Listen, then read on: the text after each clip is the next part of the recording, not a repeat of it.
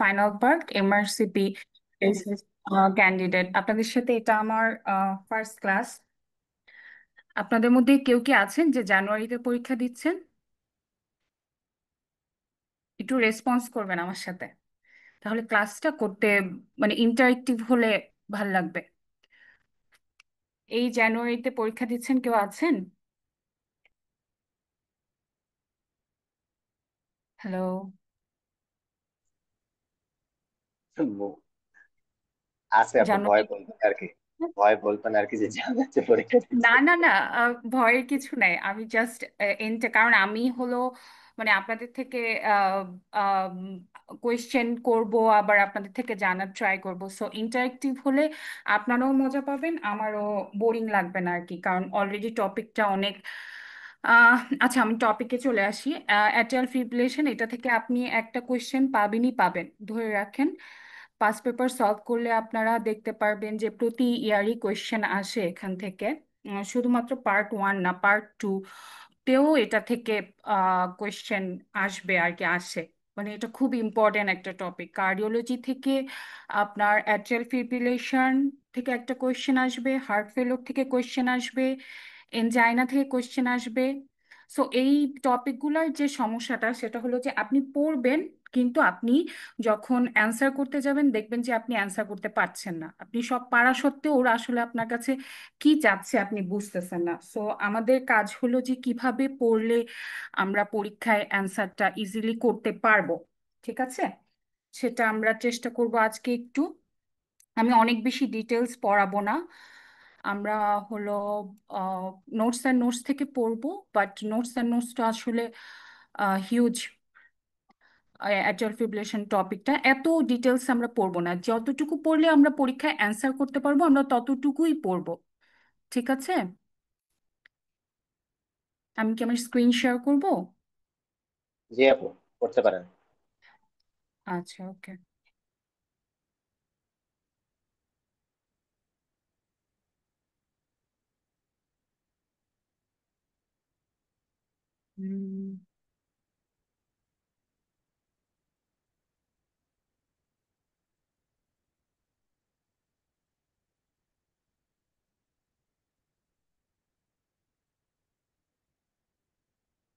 আমার স্ক্রিনটা কি দেখা যাচ্ছে?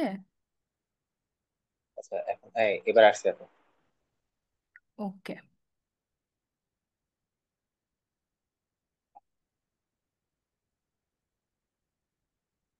ঠিক আছে, কোনো সমস্যা তো নেই তো না? স্ক্রিন ঠিক আছে তো না? জি আপু। আমাকে একটু বললো, হ্যাঁ। ঠিক হ্যাঁ, আছে, আমরা সমস্যা নেই। শুরু করি। অ্যাট্রিয়াল ফিব্রিলেশনটা, আচ্ছা, এখানে বলছে যে অ্যাট্রিয়াল ফিব্রিলেশন একটা মোস্ট কমন কার্ডিয়াক অ্যারাইথমিয়া। ঠিক আছে, আমরা মেইনলি নোটস অ্যান্ড নোটসের আপনারা তো জানেনই বক্স আর রেড কালারের টপিকগুলো, রেড কালারের যে লাইনগুলো ওগুলাতে এমফেসাইজ করব। ঠিক আছে, সো এটা এখানে কি বলছে, most commonly originates from the root of the pulmonary vein. So দেখবেন যে এই পালমোনারি ভেইন থেকে যেহেতু এটা অরিজিনেট হয়, তো অ্যাবলেশন আমরা যখন করি, অ্যাবলেশনটাও আমরা এই জায়গাটাতেই করি, যে পালমোনারি ভেইনে অ্যাবলেশন। তো এই পালমোনারি ভেইনে রেডিও ফ্রিকোয়েন্সি অ্যাবলেশন বা ক্যাথেটার যেটা আমরা বলি, এখান থেকে কোয়েশ্চেন আসে যে সাইটটা কি। সো সাইটটা হলো যে পালমোনারি ভেইন, কারণ এখান থেকে এটা অরিজিনেট হচ্ছে। ঠিক আছে, সো এটার longitudinal smooth muscle fibre in the pulmonary vein. ঠিক আছে, সো ক্লাসিফিকেশনটা আমরা একটু দেখে নিই, যদিও এটা আজকে আমাদের টপিক না, জাস্ট একটু দেখে নেয় আর কি। তো ফার্স্টে হলো যে first episode, first detected episode ওরা বলতেছে সেটা সিমটোমেটিকও হতে পারে অথবা সেলফ টার্মিনেটিংও হতে পারে। আর যেটা রিকারেন্ট সেটা আবার তারা দুইটা আন্ডারে ভাগ করছে, একটা হলো প্যারক্সিসমাল, একটা হলো পারসিস্টেন্ট।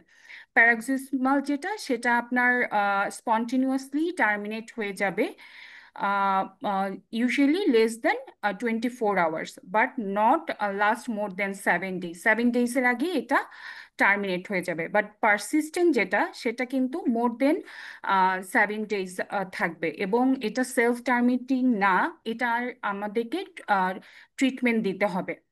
ঠিক আছে, আর পার্মানেন্ট যেটা, সেটা হলো যে আপনি এটাকে মানে সাইনাস রিদমে আনার ট্রাই করলেও এটা সাইনাস রিদমে আর আসবে না, মানে কার্ডিও ভার্সনটা পসিবল হবে না।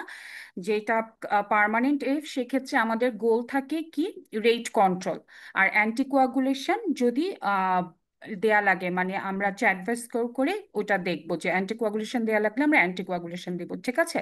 সো কি বললো, তিনটা জিনিস বললো। একটা হলো ফার্স্ট ডিটেক্টেড এপিসোড, এটা পেশেন্ট সিমটোমেটিকও হতে পারে অথবা এটা সেলফ টার্মিনেটিংও হতে পারে। আরেকটা হলো রিকারেন্ট, রিকারেন্টটাকে তারা দুইটা আন্ডারে ভাগ করছে, একটা হলো প্যারোক্সিসমাল, একটা হলো পারসিস্টেন্ট।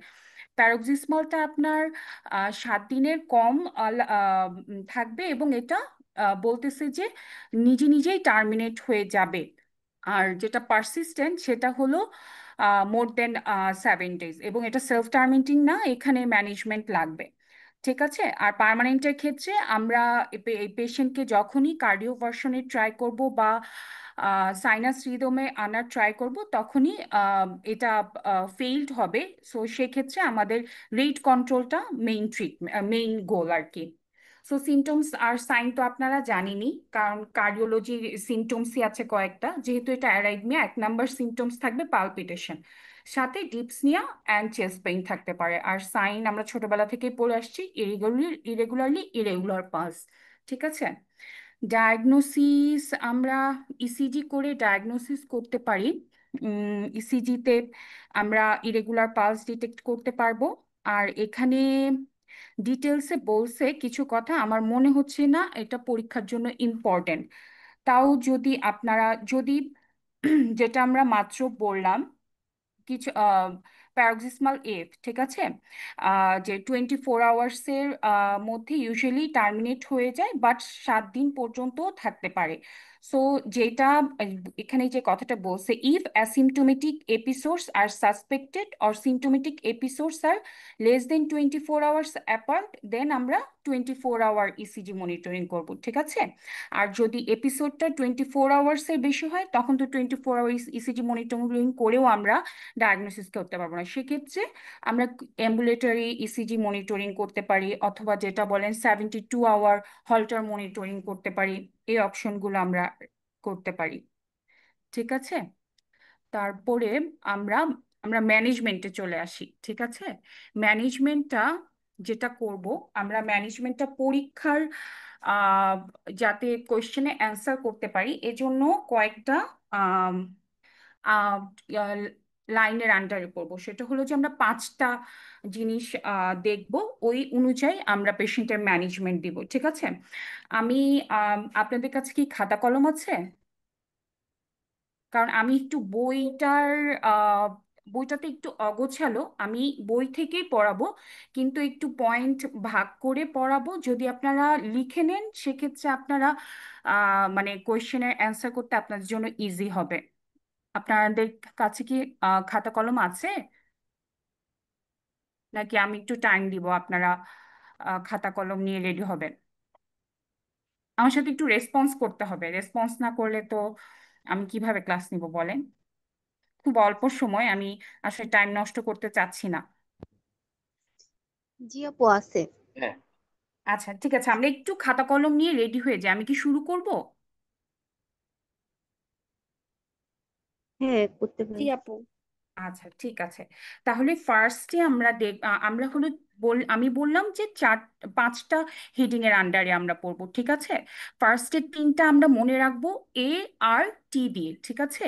এতে হলো অ্যাডভার্স কোনো সাইন আছে নাকি, আর হলো রেট ভার্সেস রিদম, আর টি হলো টাইমিংটা দেখবো, ঠিক আছে। তাহলে কি বললাম, 1 নম্বরে আমরা দেখব কোনো অ্যাডভার্স সাইন আছে নাকি। 2 নম্বরে দেখব আমরা আর রেট ভার্সেস রিদম। আর 3 নম্বরে আমরা দেখব যে টাইমিংটা, পেশেন্টের প্রেজেন্টেশনের টাইমিংটা। 4 নম্বরে আমরা হলো যে স্ট্রোক প্রিভেনশনের জন্য ম্যানেজমেন্ট দিব। আর 5 নম্বরটা হলো অ্যাবলেশন, ঠিক আছে। সো ফার্স্টে আমরা আসি অ্যাডভার্স সাইন। এখন অ্যাডভার্স সাইন কি কি হবে, যখনই আপনি একটা এএফ এর কোয়েশ্চেন পাবেন তখনই আমাদের দেখতে হবে যে পেশেন্টের কোনো অ্যাডভার্স সাইন আছে নাকি, ঠিক আছে। এইটা যদি দেখেন, এই যে এখানে আহ, যদি অ্যাডভার্স সাইন থাকে সেক্ষেত্রে আমরা পেশেন্টকে সাথে সাথে ডিসি শক দিব। ওকে, আমরা অ্যাডভার্স সাইন যখনই আমরা একটা কোয়েশ্চেনে দেখতে পারবো যে পেশেন্টের সাইন সিমটমসের সাথে আমাদের অ্যাডভার্স সাইনগুলো মিলে যাবে, তখনই সাথে সাথে আমাদের কাজ হলো পেশেন্টকে ডিসি শক দেয়া, সিনক্রোনাইজড ডিসি শক। ঠিক আছে? অ্যাডভার্স সাইন মানে বোঝাচ্ছে যে হেমোডাইনামাইক্যালি আনস্টেবল পেশেন্ট। এটার আন্ডারে আপনি 5টা পয়েন্ট লিখবেন। এই 5টা পয়েন্ট থাকলে আমরা পেশেন্টকে সাথে সাথে ইলেকট্রিক্যাল কার্ডিও ডিসি শক দিব। ঠিক আছে? আহ, এখানে দেখেন যে আছে অ্যাডভার্স সাইন নেসেসিটিং ডিসি কার্ডিওভার্সন। আপনার কি দেখতে পাচ্ছেন কার্ডিওভার্সন ইন্ডিকেশনের নিচের দিকে একদম দেখা যাচ্ছে? সো অ্যাডভার্স সাইনগুলো কি কি? ব্লাড প্রেশার যদি 90-র কম হয়, যদি চেস্ট পেইন থাকে, যদি পেশেন্টের হার্ট ফেলোর থাকে। মনে রাখতে হবে এই হার্ট ফেলোরটা যদি এএফ এর কারণে ডেভেলপ করে, পেশেন্ট আগে থেকেই হার্ট ফেলোরের পেশেন্ট, তার এএফ ডেভেলপ করছে, সেটা অ্যাডভার্স সাইন না। এএফ এর কারণে পেশেন্টের যদি হার্ট ফেলোর ডেভেলপ করে, অথবা পেশেন্টের যদি লস অফ কনসাসনেস বা সিনকোপ এগুলো থাকে, অথবা হার্ট রেট যদি 200-এর বেশি থাকে, এই 5টা হলো আমাদের অ্যাডভার্স সাইন, অথবা বলতে পারেন হেমোডাইনামিক্যালি আনস্টেবল পেশেন্ট। এগুলো আমরা যখনই দেখতে পারবো সাথে সাথে পেশেন্টকে আমরা ডিসি কার্ডিওভার্সন দিয়ে দেব। ঠিক আছে? দেখেন এখানে বলছে ইলেকট্রিক্যাল কার্ডিওভার্সন, ডিসি কার্ডিওভার্সন ফার্স্টে 200 জুল, তারপর 360 জুল, তারপরে 360 জুল। আরেক জায়গায় ওরা লিখেছে 100 জুল, তারপর 200 জুল, তারপর 360 জুল। তারপরেও যদি না হয় আমরা সেকেন্ড আরেকবার 360 জুল দিতে পারি। ওকে, এটা লাগবে না আপনাদের, শুধু এটাই মনে রাখেন যে আমরা ইলেকট্রিক্যাল কার্ডিওভার্সন করব এই 5টা সাইন থাকলে। আপনারা কি কেউ একজন আমাকে বলতে পারবেন কোন 5টা সাইন এখানে আছে? দেখেন আমি যেই 5টার কথা বললাম এই 5টা আপনাদের এখানে আছে, একজন একটু বলেন, বলেন বলেন, ব্লাড সময় নষ্ট প্রেশার হচ্ছে। ব্লাড প্রেশার যদি লেস দ্যান 90 হ্যাঁ মিলিমিটার অফ হ্যাঁ, মার্কারি, চেস্ট পেইন জি অ্যান্ড আপু হার্ট বলেন। ফেলিওর ডিউ টু জি, impaired consciousness or syncope। আচ্ছা হার্ট রেট বলেছেন আপু? সাদি আপু বলছেন? জি, হার্ট রেট বলা হয়নি। আচ্ছা, তাহলে এই 5টা আমরা তাহলে আরেকবার বলি একটু, কারণ এগুলো এইটা নিয়ে এটা দিয়ে কোশ্চেন আপনার একটা আসবেই। ঠিক আছে? সো যদি আপনার ব্লাড প্রেশার 90 নিচে থাকে, সিস্টোলিক বিপিটা, চেস্ট পেইন থাকে, হার্ট ফেলোর থাকে, লস অফ কনসাসনেস, আর হার্ট রেট যদি 200-র বেশি থাকে। ঠিক আছে?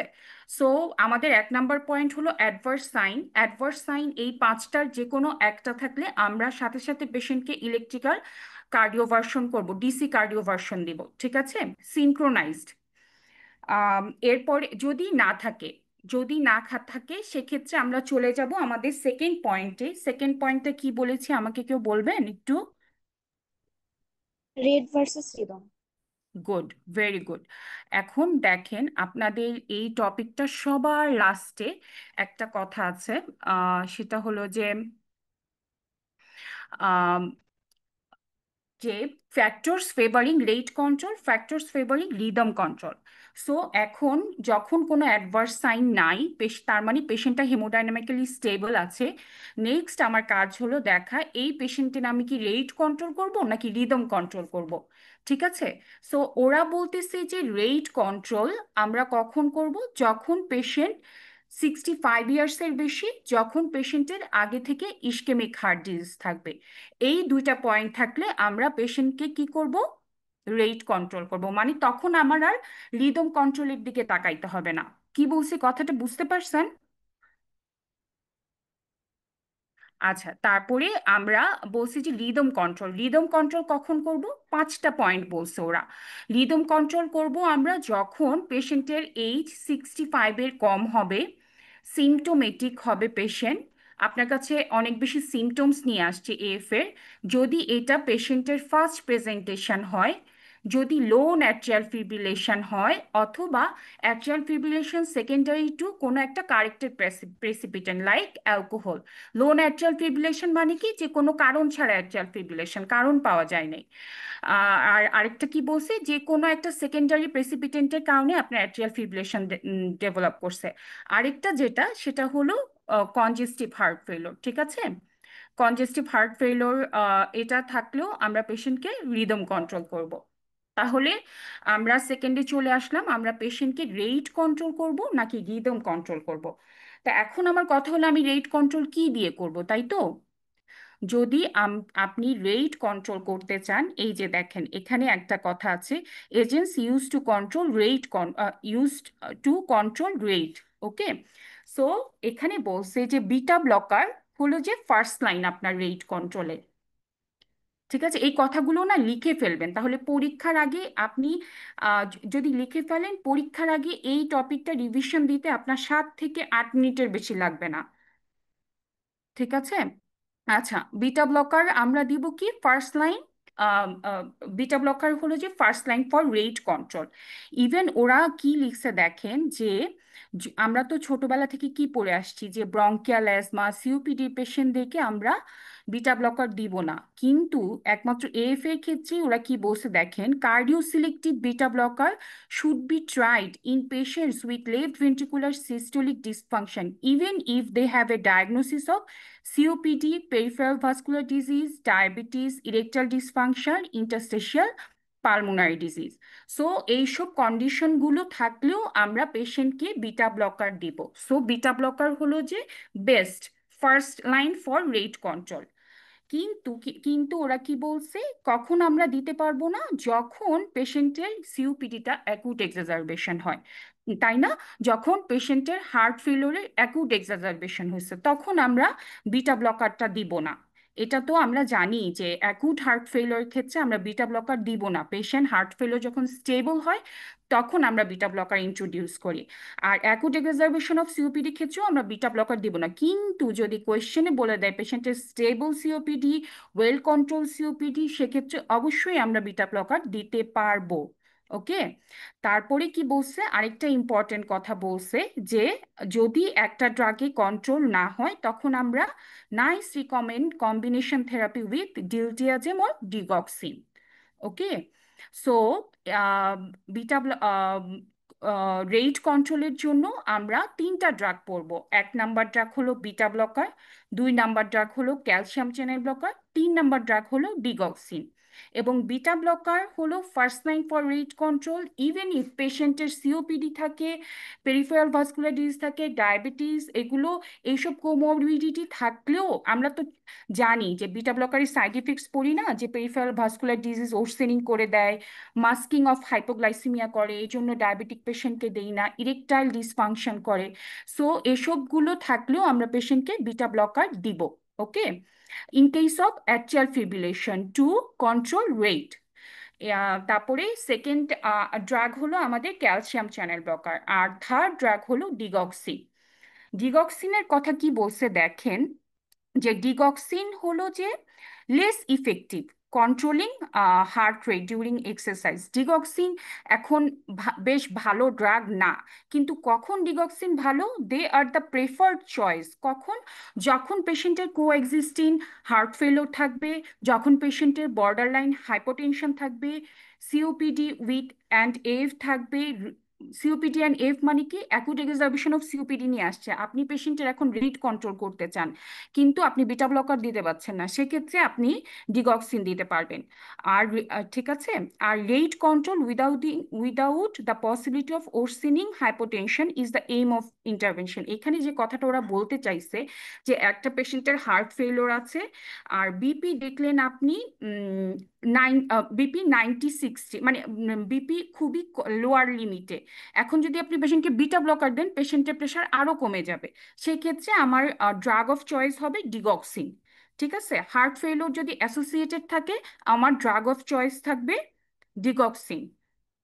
ঠিক আছে, আপনার কিছু না বুঝতে পারলে আমাকে একটু বলবেন, এই টপিকটা খুবই কমপ্লিকেটেড, বাট খুবই খুবই খুবই ইম্পর্টেন্ট, ইনফিনিটি স্টার ইম্পর্টেন্ট। আমি এখানে জিনিসটা উপরের দিকে নিয়ে আসলাম কারণ আমি একটা কথা বলতে চাই অ্যাবাউট ডিগক্সিন। দেখেন এখানে একটা কথা বলছে, আমি কিন্তু একটু এদিক ওদিক করে পড়াচ্ছি, এজন্যই আপনাদেরকে লিখে রাখতে বললাম। আপনারা কি লিখতেছেন? আমি কিন্তু পড়া ধরবো আবার ভয় পেন না। আপনারা পড়া বললে আপনাদেরই মুখস্থ হয়ে যাবে। আমি এই সেশনের শেষে আমি আপনাদের জন্য এই রিলেটেড পাস টেস্টের যতগুলো কোয়েশ্চেন আছে, পাস পেপারের যতগুলো কোয়েশ্চেন আসছে সবগুলো নিয়ে এসেছি, যাতে এখন আপনারা এই প্যাটার্নে কোয়েশ্চেনগুলো সলভ করতে পারেন। ঠিক আছে? ওকে, দেখেন এখানে কি বলছে, consider digoxin monotherapy for the initial rate control if the patient does no or very little physical exercise or other rate limiting drug options are rule out because of comorbidities.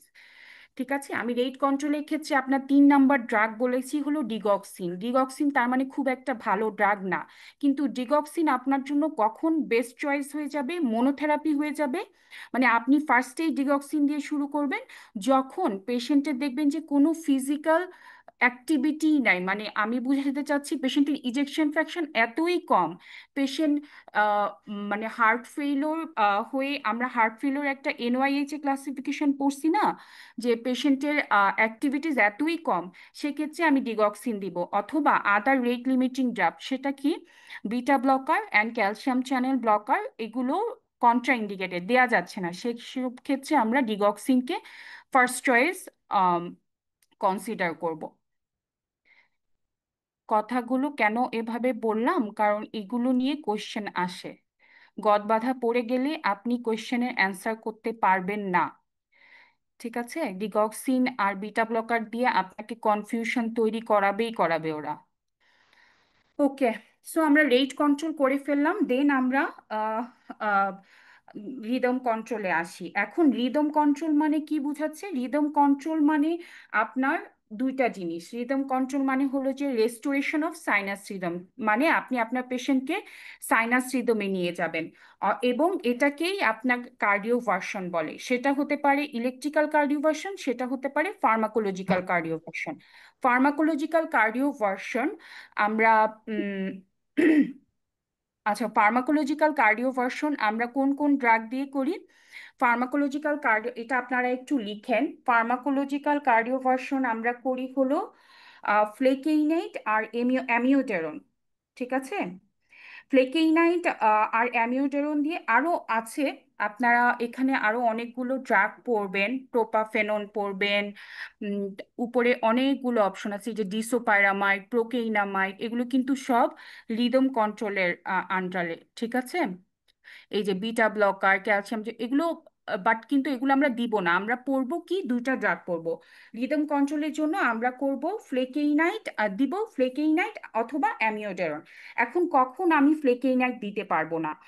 ফ্লেকেইনাইট দিতে পারবো না হলো যখন স্ট্রাকচারাল হার্ট ডিজিজ থাকবে, তখন আমরা ফ্লেকেইনাইট দিতে পারবো না। যখন পেশেন্টের heart failure, ischaemic heart disease থাকবে, এসব পেশেন্টকে আমরা ফ্লেকেইনাইট দিতে পারবো না।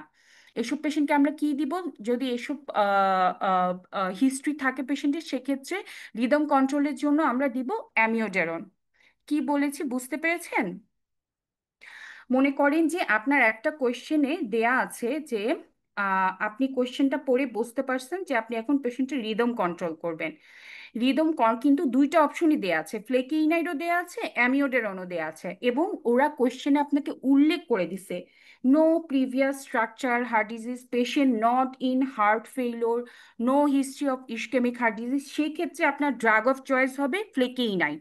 আর যদি এই তিনটার যে কোনো একটা থাকে, সেক্ষেত্রে আপনার ড্রাগ অফ চয়েস হবে অ্যামিওডেরন।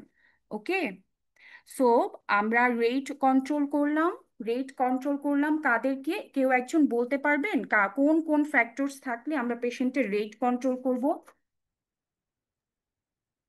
একজন একটু বলেন। এজ যেহেতু মোর দ্যান 65 হয়, সাথে ইসচেমিক হার্ট ডিজিজ থাকে। Exactly, exactly, very good.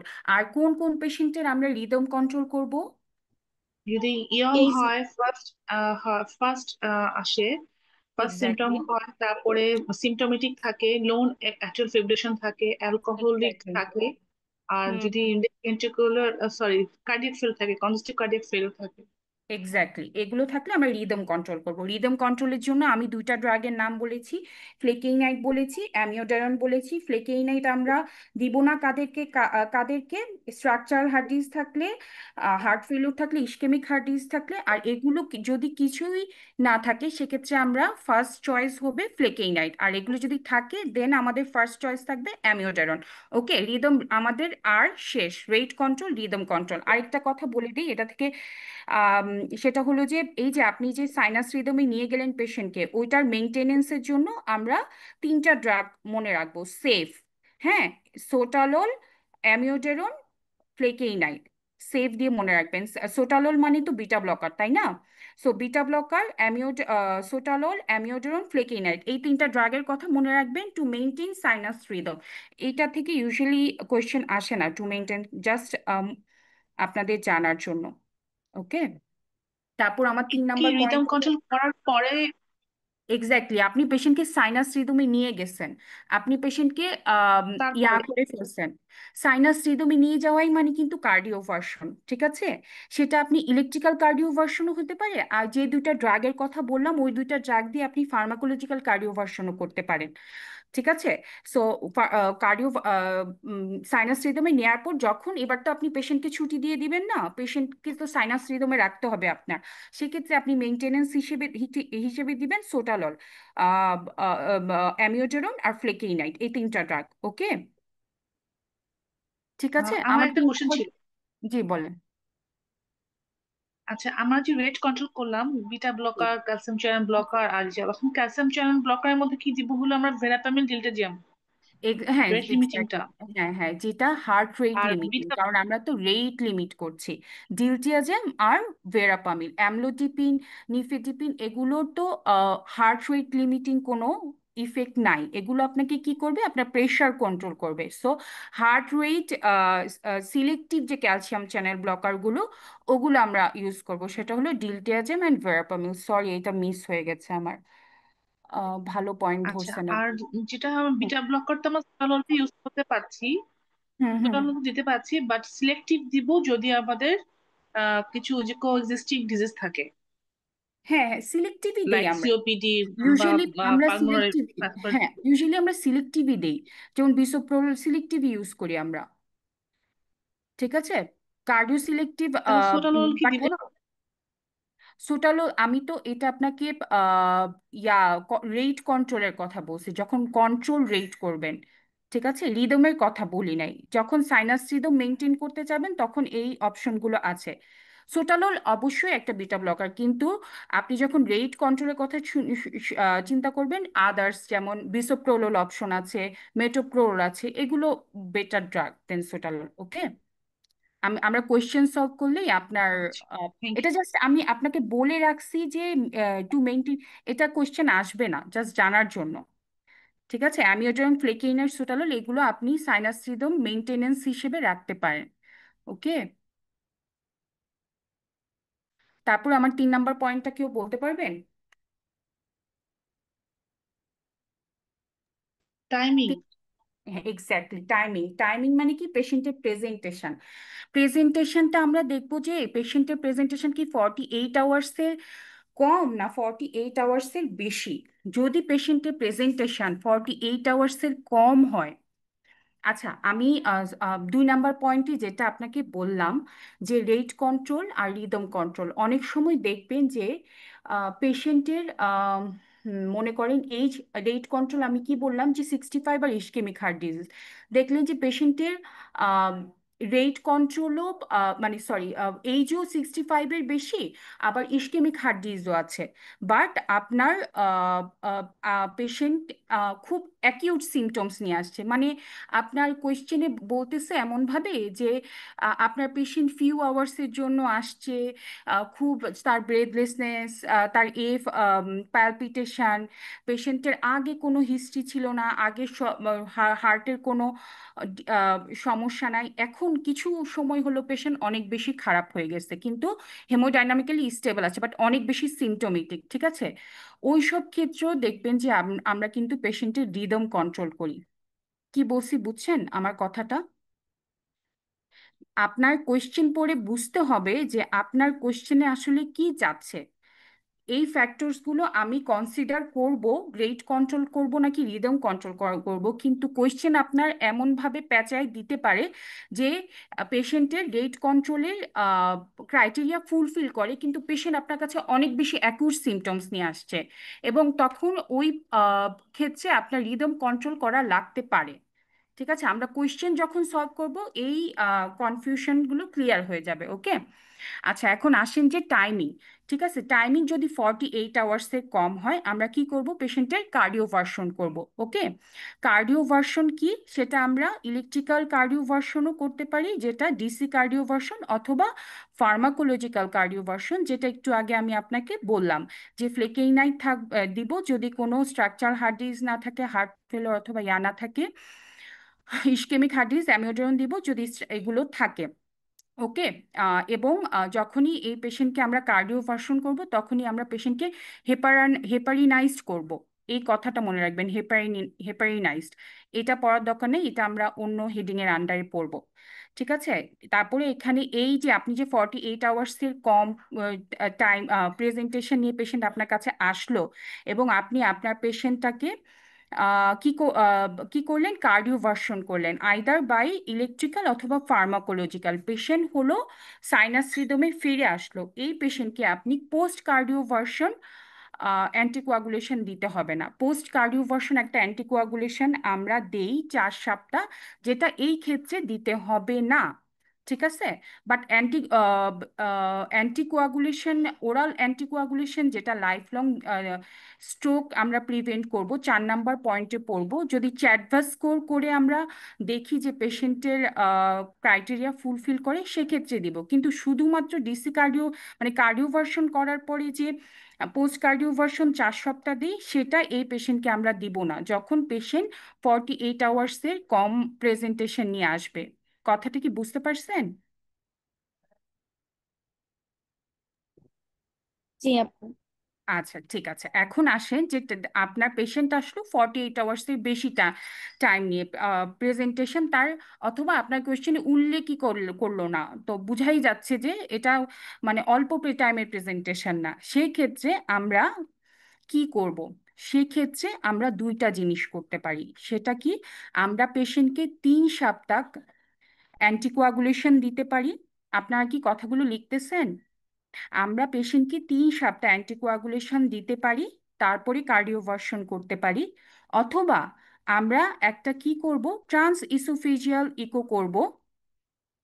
Trans oesophageal eco করে লেফট অ্যাট্রিয়াল অ্যাপেন্ডেজে থ্রোম্বাস আছে নাকি ওটা দেখব।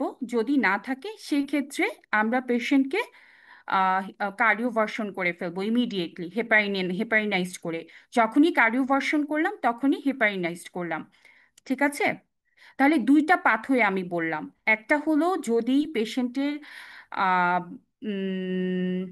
ট্রান্স ইসোফেজিয়াল ইকো করার পর লেফট অ্যাট্রিয়াল অ্যাপেন্ডেজে কিছু নাই, কোনো থ্রোম্বাস নাই, সেক্ষেত্রে আমি ইমিডিয়েটলি কার্ডিওভার্সন করে ফেলতে পারবো। ঠিক আছে, আর যদি আপনার মনে করেন এমন জায়গায় আছেন ট্রান্স ইসোফেজিয়াল ইকোর ফ্যাসিলিটি নাই, বা আপনি ওয়েট করতে চাচ্ছেন, ইনভেসিভ কিছুতে যেতে চাচ্ছেন না, সেক্ষেত্রে আপনি 3 সপ্তাহ অ্যান্টিকোয়াগুলেশন দিয়ে কার্ডিওভার্সন করে ফেললেন। এই ক্ষেত্রে কি বলছে ওরা দেখেন, এই ক্ষেত্রে বলছে যে এই ক্ষেত্রে কার্ডিওভার্সনটা ইলেকট্রিক্যাল কার্ডিওভার্সন প্রেফার করতেছে NICE. NICE recommend electrical cardioversion rather than pharmacological. Okay, so এখানে আপনাকে দুইটা পদ্ধতি বললাম যদি 48 আওয়ার্সের বেশি সময় নিয়ে আসে, বেশি সময় সাইন সিমটমস নিয়ে আসে। ঠিক আছে, ইফ দেয়ার এখন এখানে কিছু কথা বলছে দেখেন। If there is a high risk of cardioversion failure, সেটা কি যে প্রিভিয়াস ফেইলিওর হয়েছে বা বারবার রিকারেন্ট হচ্ছে এফটা, সেক্ষেত্রে আমাকে পেশেন্টকে একটু স্ট্যাবিলাইজ করে নিতে হবে। স্ট্যাবিলাইজ মানে আমি বোঝাতে চাচ্ছি পেশেন্টকে একটু সেন্সিটাইজ করে নিতে হবে। সেটা আমরা কিভাবে করব, সেটা আমরা 4 উইকস পেশেন্টকে অ্যামিওডেরন অথবা সোটালল দিব। ওকে, 4 উইকস পেশেন্টকে অ্যামিওডেরন অথবা সোটালল দিব প্রায়র টু ইলেকট্রিক্যাল কার্ডিওভার্সন। কি বলছি বুঝছেন? সো 4 উইকস আমরা পেশেন্টকে অ্যামিওডারন আর সোটালোল দিব, দেন কার্ডিওভার্সন করব। সাথে তো আমরা ওই যে 3 উইকস অ্যান্টিকোয়াগুলেশন দিবই। 4 উইকস অ্যামিওডারন সোটালোল দিয়ে দেন ইলেকট্রিক্যাল কার্ডিওভার্সন করব। ওকে, সো এখানে যে কথাটা বলছে, আহ, যে যদি পেশেন্টের এফটা স্লো ভেন্ট্রিকুলার রেসপন্স হয়, ঠিক আছে, আহ, মানে পেশেন্টের পালস কম, স্লো ভেন্ট্রিকুলার রেসপন্স বলতে বোঝাচ্ছে ব্র্যাডিকার্ডিয়া, সেই ক্ষেত্রে আমরা আগে একটা টেম্পোরারি ট্রান্সভেনাস স্পেসিং ক্যাথেটার দিয়ে তারপর পেশেন্টের কার্ডিওভার্সনের কথা বলছে, ঠিক আছে। এটা আপনার এত ডিটেলসে লাগবে না, জাস্ট এখানে আন্ডারলাইন করা দেখে আমি পড়লাম, এটা রিলেটেড কোয়েশ্চেন আসে না। ওকে, সো একটু আগে আমি যেটা বললাম, যদি 48 আওয়ার্সের কম সময় ধরে আসে কার্ডিওভার্সন করি, তখন পোস্ট কার্ডিওভার্সন কোনো আমার অ্যান্টিকোয়াগুলেশন লাগবে না। কিন্তু এখানে পোস্ট কার্ডিও যদি 48 আওয়ার্সের বেশি সময় ধরে আসে, আমরা পেশেন্টকে কার্ডিওভার্সন করলাম, সেটা হলো ইলেকট্রিক্যাল কার্ডিওভার্সন, সেক্ষেত্রে আমাকে পেশেন্টকে অ্যান্টিকোয়াগুলেশন দিতে হবে অ্যাটলিস্ট 4 সপ্তাহ। ওকে, এই যে টাইমিং এর জিনিসটা আমাকে কেউ একটু বলবেন, বললে আপনাদেরও ক্লিয়ার হয়ে যাবে। একজন একটু ট্রাই করেন, দেখে দেখেই বলেন। যদি আমাদের ইয়া থাকে 48 আওয়ার্স এর আগে আসে পেশেন্ট, জি, তাহলে কার্ডিওভাস্কুলার করব। সেখানে আমাদের পোস্ট কার্ডিওভার্সন যেটা অ্যান্টিকোয়াগুলেশন। পোস্ট কার্ডিওভার্সন অ্যান্টিকোয়াগুলেন্ট ওটা দেওয়া লাগবে না। আচ্ছা, 48 আওয়ার্সে কম সময় প্রেজেন্টেশন থাকলে আপনি কি করতে পারেন, কি করবেন পেশেন্টকে? কার্ডিওভার্সন দিব। এক্স্যাক্টলি, কি কি কার্ডিওভার্সন বলছে? একটা হলো ইলেকট্রিক্যাল হতে পারে Electrical অথবা একটা ফার্মাকোলজিক্যাল। ওকে, যখন ইলেকট্রিক্যাল দিচ্ছি আমরা, তখন সাথে সাথে পেশেন্টকে কিন্তু হেপাইনাইজড করে নিতে হবে, ঠিক আছে। আর ফার্মাকোলজিক্যাল তো দুইটা ড্রাগের নাম বলেন একটু আমাকে। একটা হলো অ্যামাজন, একটা ফ্লেকেনাইট। আচ্ছা, প্লেকেনেট আমরা কখন দিব? যখন স্ট্রাকচারাল হার্ট ডিজিজ থাকবে না তখন। Exactly, exactly. তাহলে আরেকজন একটু মোর দেন 48 আওয়ার্সটা বলেন, এটা একটু প্যাচ লাগানো, বললে আপনাদের ক্লিয়ার হয়ে যাবে। 48 আওয়ার্স এর যখন যদি পরে আসে, তখন আমরা যেটা বললেন, যেটুকু আমি বুঝছি আর কি, কার্ডিওভার্সন করব। হুম, কিন্তু এখানে করবো ইলেকট্রিক্যাল কার্ডিওভার্সন, এটা ফার্মাকোলজিক্যাল কার্ডিওভার্সন করবো না। মানে করবো না ব্যাপারটা তা না, রিকমেন্ড করছে যে electrical cardioversion rather than pharmacological, nice recommend. কিন্তু এইটা মেইন কথা না, এখানে মেইন কথাটা আপনার হলো যে আপনি অ্যান্টিকোয়াগুলেশন দিতে হবে 3 উইকস। যদি 3 উইক 48 আওয়ার্স, অ্যান্টিকোয়াগুলেশন দিয়ে দেন কার্ডিওভার্সন করতে পারি, অথবা ট্রান্সএসোফেজিয়াল এক্স্যাক্টলি, ইকো করে দেখবো হচ্ছে থ্রম্বাস, লেফট অ্যাট্রিয়াল অ্যাপেন্ডিক্সে থ্রম্বাস আছে কিনা। যদি না এক্স্যাক্টলি। থাকে তাহলে আমরা ইমিডিয়েট কার্ডিওভার্সন করবো, সেটা ইলেকট্রিক্যাল কার্ডিওভার্সন করবো। Good, very good, very good. তো আর যদি করার পর আপনি কি করতে পারেন? হ্যাঁ হ্যাঁ, আর যদি বলেন বলেন, যদি ফেইলোরের চান্স বেশি থাকে সেটা কি? যদি প্রিভিয়াস ফেইলোর হয়েছে, কার্ডিওভার্সন বারবার রিকারেন্স হচ্ছে সেক্ষেত্রে আপনি কি করবেন? তখন আমরা 4 উইক অ্যামাইডোরন অথবা সোটালল দিব, দেন হচ্ছে ইলেকট্রিক্যাল আচ্ছা, কার্ডিওভার্সন করবো। আর এখানে এক্স্যাক্টলি। পোস্ট কার্ডিওভার্সন আর অ্যান্টিকোয়াগুলেশন দেওয়া লাগবে 4 week. Very good, very good. আমার আপুরা তো সব আজকেই পড়ে শেষ করে ফেলছে, আজকে এখানেই ওনাদের পড়া শেষ। এই তিনটা আন্ডারে আপনি, এই তিনটা এই যে প্যাটার্নের মধ্যে যদি আপনি আপনার কোয়েশ্চেন ফালাইতে পারেন, আপনি অ্যান্সার পারবেনই পারবেন। এই তিনটা হলো মেইন, ঠিক আছে। কি কি? এ আর টি, অ্যাডভার্স সাইনগুলো। সেকেন্ড হলো রেট রিদম, কোনটা আমরা করব। থার্ড হলো থার্ড হলো যে টাইমিং। আচ্ছা, ফাইজা আপু আমাকে বলেছিলেন যে সোটালল না কোন ড্রাগটা দিবেন রেট কন্ট্রোল, তাই না? জি। আচ্ছা আচ্ছা, আজ দেখেন আপনি সোটাললটা, তার কিন্তু মেইন কাজ হলো, আমি পড়তে পড়তেই আমার হঠাৎ মনে পড়লো সোটাললের মেইন কাজ কি, অ্যান্টি অ্যারিদমিক। এটা অ্যান্টি অ্যারিদমিক ড্রাগের আন্ডারে আপনি সোটালল পড়েছেন না? হুম। অ্যান্টিবায়োটিক আমরা regular.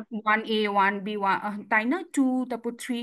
So so in case যখন আমরা সাইনাস রিদম মেনটেন্স করব তখন আমরা সোটালল দিব, কারণ এটার কি, এটার প্রপার্টি কি, এটা হলো অ্যান্টি অ্যারিথমিক। আর যেগুলো আমি বললাম বিসোপ্রোলোল, মেটোপ্রোলোল, কার্বিটোলোল, এগুলোর ইয়াটা কি আপনার হার্ট রেট কমায় রাখবে। এফ উইথ আপনার ফার্স্ট ভেন্ট্রিকুলার রেট নিয়ে আসছে, এই পেশেন্টের হার্ট রেট কমায় রাখবে।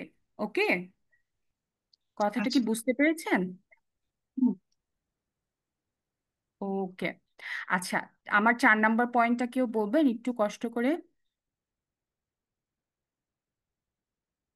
আমি বলেছি না 5টা হেডিং এ পড়বো, 4 নাম্বার হেডিংটা কি ছিল? Stroke prevention. এক্স্যাক্টলি। স্ট্রোক প্রিভেনশনের জন্য আমরা কি করব বলেন তো?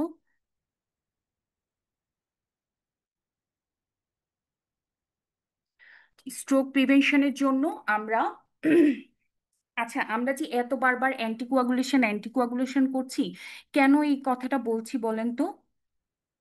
অ্যান্টিকোয়াগুলেশন কেন করব আমরা এই পেশেন্টকে?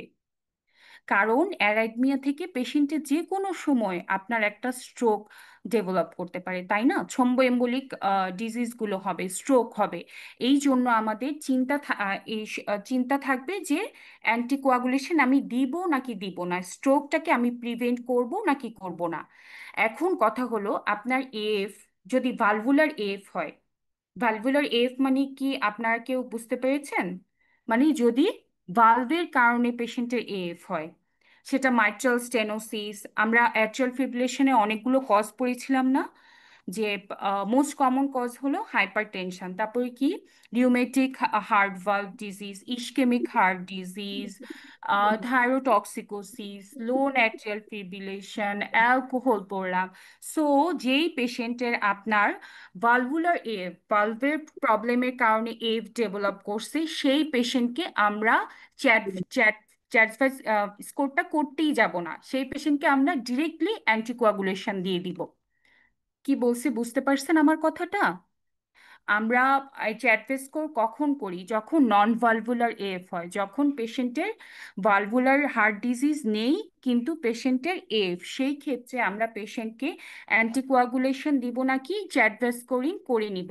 কিন্তু যদি পেশেন্টের ভালভুলার এফ হয়, সেক্ষেত্রে আমি চ্যাটফেস স্কোরিংয়ে যাবই না, আমি ডিরেক্টলি পেশেন্টকে ওয়ারফেরিন দিয়ে দিব। এখানে বলছে যে ওয়ারফেরিন, এখানে নোটস অ্যান্ড নোটসে বলছে ওয়ারফেরিন, কিন্তু এখন কিন্তু ওয়ারফেরিন রিপ্লেসড, সব জায়গায় replaced by DOAC, direct oral anticoagulant. Except আমরা কি কি পড়ি? এক্সেপ্ট হলো যদি প্রস্থেটিক হার্ট ভালভ থাকে, যদি প্রস্থেটিক হার্ট ভালভ থাকে অথবা এপিএস, এই পেশেন্টগুলোকে আমরা ওয়ারফেরিন দিবই দিব। ঠিক আছে, এছাড়া বাকি সবগুলো জায়গায় আমরা ডোয়াক ইউজ করি। সো অ্যাট্রিয়াল ফিব্রিলেশন যদি ভালভুলার এফ হয়, আমরা চ্যাটভাস স্কোরিংয়ে যাবই না, আমাদেরকে নোটস অ্যান্ড নোটস পড়াচ্ছে যে আমরা ওয়ারফেরিন দিব। আর যদি নন ভালভুলার এফ হয়, সেক্ষেত্রে আমরা ডোয়াক দিব, সেটা কি ডিরেক্ট ওরাল অ্যান্টিকোয়াগুলেন্ট, সেটা হতে পারে এপিক্সাবান, সেটা হতে পারে ডাবিগাট্রান। ওকে, এখন চ্যাডভিস স্কোরিংটা দেখেন। C for congestive heart failure, H for hypertension. এতে দুইটা আছে, যদি 65 থেকে 74, 65 মার্জিনটা তো আপনারা এতক্ষণে মাথার মধ্যে আপনাদের ঢুকেই গেছে, কারণ আমরা রেইটি 65টা পড়ে আসছি। তাহলে 65 থেকে যদি 74 হয় তাহলে 1, আর যদি পেশেন্টের 75-এর বেশি হয় তাহলে 2।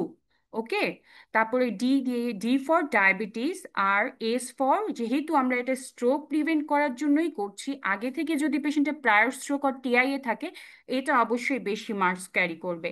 আপনার বয়স্ক পেশেন্ট বেশি মার্কস ক্যারি করবে, স্ট্রোক প্রিভেন্ট করার জন্য করছে কিন্তু অলরেডি আগে থেকে পেশেন্টের স্ট্রোক হয়ে আছে, এই জিনিসটা আপনার বেশি মার্কস ক্যারি করবে, সেটা কি 2, আর বাকি সব 1।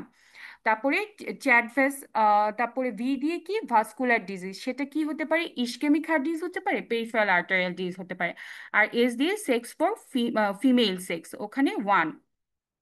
যদি স্কোর 0 হয় তাহলে কোনো ট্রিটমেন্ট লাগবে না, আর যদি 1 হয়, ফিমেলে যেহেতু 1 নিজেই, ফিমেল নিজেই একটা 1 যে তার সেক্সের কারণে, এজন্য ফিমেলে 1 হলে আমরা ট্রিটমেন্ট দিব না। ফিমেলে যদি 2 হয় সেক্ষেত্রে আমরা অ্যান্টিকোয়াগুলেশন দিব। আর মেইলের ক্ষেত্রে যদি আপনার চ্যাডভাস স্কোরিং 1 হয়, সেক্ষেত্রে আমরা অ্যান্টিকোয়াগুলেশন কনসিডার করব। সো অ্যান্টিকোয়াগুলেশন আমরা কি পড়লাম? ডোয়াক পড়লাম। ফার্স্ট লাইন ওরা উপরে আমাদেরকে পড়াচ্ছে। ফার্স্ট লাইন হলো যে ডোয়াক। সেকেন্ড লাইন যদি ডোয়াক আপনার কন্ট্রাইন্ডিকেটেড থাকে অথবা টলারেটেড না হয়, সেক্ষেত্রে আমরা ওয়ারফেরিন দিতে পারি। থার্ড লাইন বলতেছে ওরা লেফট অ্যাট্রিয়াল অ্যাপেন্ডিজ অক্লুশন করতে পারি।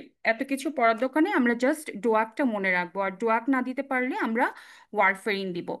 সো আমরা 4 নাম্বার পয়েন্ট কি বলতেছি যে পেশেন্টের স্ট্রোক প্রিভেন্ট করতে হবে। স্ট্রোক প্রিভেন্ট করতে গেলেই আমরা যদি পেশেন্টের ভালভুলার এফ হয়, মানে এমএস এর সাথে আপনার এফ অথবা এস অথবা এমআর, মানে সাথে যে কোনো হার্ট ভালভ ডিজিজের সাথে এফ আপনার, সেক্ষেত্রে আমরা পেশেন্টকে ডিরেক্টলি ওয়ারফেরিন দিয়ে দিব। আমরা চ্যাডভাস স্কোরিং যাবই না। আর যদি পেশেন্টের নন ভালভুলার এফ হয়, দেন আমরা চ্যাডভাস স্কোরিং করব। যদি মেইলের আমরা 1 পাই চ্যাডভাস স্কোরিং, দেন আমরা অ্যান্টিকোয়াগুলেশন দিব। আর ফিমেলের ক্ষেত্রে যদি 2 পাই, তাহলে আমরা অ্যান্টিকোয়াগুলেশন দিব। ঠিক আছে? এখানে একটা ব্লিডিং রিস্ক অ্যাসেসমেন্ট পড়াচ্ছে, হ্যাজব্লেড স্কোরিং সিস্টেম। এইটা আপনারা আচ্ছা, এটা আমরা একটু পড়ে নেই। এটা এখন হ্যাজব্লেড স্কোরিংটা করে না, এখন অরবিট স্কোরিং যেটা ওটা করে।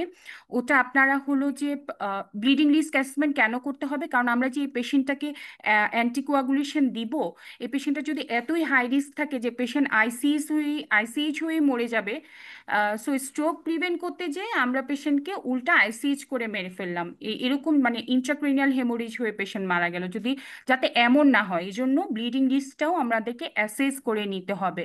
ওকে? ব্লিডিং রিস্ক এখানে হ্যাজব্লেডের এইজ ফর কি? হাইপারটেনশন, আনকন্ট্রোলড হাইপারটেনশন অবশ্যই আপনাকে হেমোরেজের একটা কজ। সো এটা 1 পয়েন্ট। আর যেহেতু আহ, উম, আপনার হার্ট মানে হার্ট ছাড়া আর কি আপনার রেনাল দিয়ে আপনার ক্লটিং ফ্যাক্টরগুলো এক্সক্রিট হয় আর লিভারে সিনথেসাইজ হয়। যদি কারোর অ্যাবনর্মাল লিভার ফাংশন থাকে অথবা অ্যাবনর্মাল রেনাল ফাংশন থাকে, এসবের কারণেও আপনার 1-1 পাবে। ওকে? S for stroke. আর B for history of bleeding, এটা সব 1-1 করে ক্যারি করে। আর আইএনআর যদি আনস্টেবল অথবা হাই আইএনআর থাকে, এলডারলি যদি 65-এর বেশি থাকে, অথবা যদি এমন কোনো ড্রাগস পাই যেটা ব্লিডিংয়ের রিস্ক বাড়ায় দেয়, অথবা পেশেন্ট যদি অ্যালকোহলিক থাকে। ঠিক আছে? উইকে 8টার বেশি ড্রিঙ্ক নেয়। সো স্কোর যদি 3-এর বেশি থাকে তাহলে হাই রিস্ক স্কোরিং। ঠিক আছে? সেক্ষেত্রে আমরা অ্যান্টিকোয়াগুলেশনটা দিব না।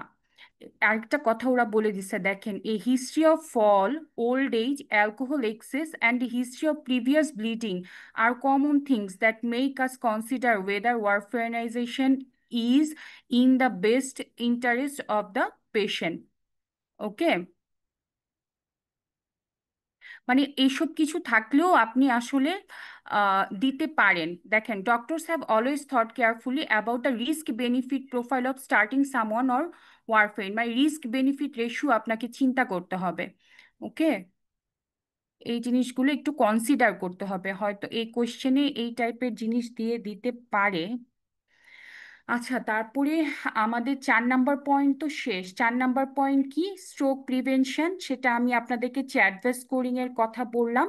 5 নাম্বার পয়েন্টটা ক্যাথেটার মানে অ্যাবলেশন। অ্যাবলেশন নিয়ে আমরা খুব বেশি পড়বো না। অ্যাবলেশন নিয়ে এখানে লাল লাল যে কথাগুলো বলছে আমরা খালি এগুলাই পড়বো। সেটা হলো radio frequency pulmonary vein isolation with ablation, treatment of এই তার আমি একদম প্রথমে আপনাদেরকে বলছিলাম যে অরিজিনেট হয় থেকে root of the pulmonary vein, এজন্য অ্যাবলেটটাও করব আমরা ঠিক ওই জায়গাতেই। ঠিক আছে? এখন কাদেরকে আমরা অ্যাবলেট করব? যারা হলো যে মেডিকেল থেরাপি ডিসপাইট মানে বেস্ট মেডিকেল থেরাপি পাওয়ার পরেও পুয়ারলি কন্ট্রোল পেশেন্টদের, সেই ক্ষেত্রে আমরা রেডিও ফ্রিকোয়েন্সি অ্যাবলেশন করব। ইভেন আপনি দেখেন যে আহ, আহ, এইটা যে আপনি অ্যাবলেশন করলেন, এই অ্যাবলেশন দেওয়ার পরেও কিন্তু অ্যান্টিকোয়াগুলেশন দিতে হবে যদি পেশেন্টের চ্যাডভেস স্কোরিং করে আপনি বেশি পান। ওকে, তারপরে এখানে একটা সার্জিক্যাল এফ অ্যাবলেশনের কথা বলছে। এটা আপনি চাইলে একটু পড়ে নিতে পারেন। এটা পড়ার জন্য পরীক্ষা রিলেটেড তেমন ইম্পর্টেন্ট না। ওকে, এখানে ওকে, মোটামুটি আমি এগুলোই পড়াবো আপনাদেরকে এএফ এর ম্যানেজমেন্ট রিলেটেড। এখন আমরা যেটা করব, আহ, ওর বক্স করা জিনিসগুলো আমরা একটু পড়ে ফেলবো, কারণ আপনি মনে রাখবেন নোটসের বক্সের কথাগুলো আর লাল রেড আন্ডারলাইন করা কথাগুলো থেকে আপনার ডিরেক্টলি কোয়েশ্চেন আসে। কিন্তু আপনি এত যে পাস্ট মেডিসিন সলভ করছেন 4-5 হাজার কোয়েশ্চেন, ওখান থেকে আপনি একটা দুইটা কোয়েশ্চেন কমন পারবেন নাকি সন্দেহ আছে। ঠিক আছে, কিন্তু এই জিনিসগুলো যদি আপনি পরীক্ষার আগে পড়ে যান, এখান থেকে আপনি ডিরেক্টলি কোয়েশ্চেন পেয়ে যাবেন। যদি আপনি মনে রাখতে পারেন আর কি, পড়ে আপনার মনে রাখতে হবে, তখন আপনি কোরিলেট করতে পারবেন, হ্যাঁ ওখান থেকে আসছে কোয়েশ্চেন। ঠিক আছে। আহ আচ্ছা, এখানে কি বলছে, do not use rhythm control therapy in asymptomatic F patient nor in patient with permanent F.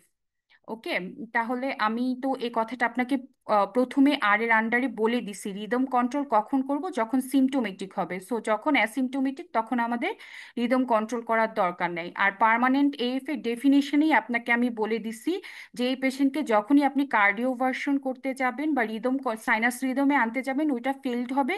আমাদের ট্রিটমেন্ট গোল হলো যে পেশেন্টকে রেট কন্ট্রোল করা। আচ্ছা, rhythm control has no survival benefit over a rate control strategy. So rhythm যে আপনি control করতেছেন, এটা কিন্তু আসলে কোনো সার্ভাইভাল বেনিফিট নাই। কিন্তু আপনি কেন কন্ট্রোল করতেছেন, যাতে আপনার স্ট্রোকটা না হয়। ঠিক আছে, অ্যারাইথমিয়া থেকে তো আপনার যে কোনো সময় একটা এম্বোলাস ছুটে স্ট্রোক হয়ে যেতে পারে। আচ্ছা দেখেন, young man with F, no TIA or risk factor, no treatment is now prefer to aspirin.